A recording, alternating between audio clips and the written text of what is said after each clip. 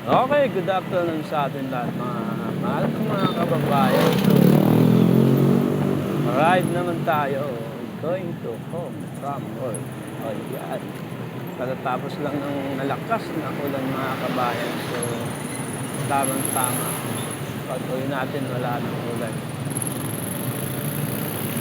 Pero, pasalamat tayo dahil nakapunta ng ulan. Traffic lang. Pero okay lang, hindi naman tayo nagmamadali. Pauwi naman tayo mga kabayan, kaya walang problema sa traffic. Ito lang yung nakakapagod dito sa pagbibiyahe mga kabayan, yung traffic na to. Kasi nakakapagod din talaga sumingit. Naninigas yung katawan mo dyan. Yan o. Ganyan talaga. Kaya kailangan talaga dito may sarili kang motor na single. Kahit simpleng motor lang mga kabayan. At least may service ka. Hindi kailangan yung branded na motor dito mga kabayan. Okay, medyo traffic lang dito. Kasi palabas yung mga pasahero ng barko mga kabayan.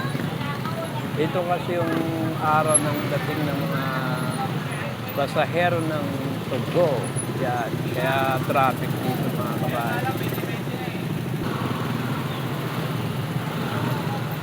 Yan, hulaan nyo kung ilang tao yung kasi dyan sa motor na yung mga kabayan.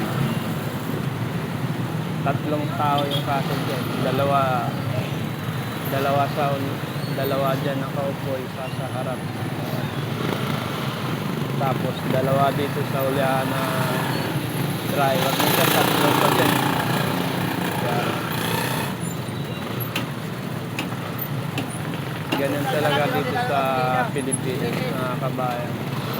Tiis lang sa traffic. Tiis lang. Ay, hindi talaga tayo ligtas dito. Grabe. Labasan kasi ng pasahero ng barko mga kabayan, kaya medyo traffic dito sa may service road o yan. Mga pasahero ng Togo na barko, yan. Kaya medyo traffic dito. Kasi service road lang to eh. Yan, dami mga pasahero ng barko. Kaya medyo na traffic dito.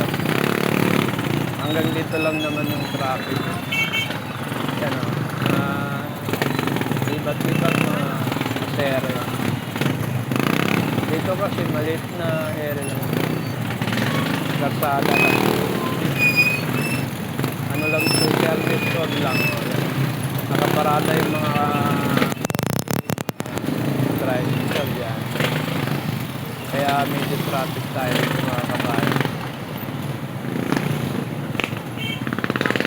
So yan, ano.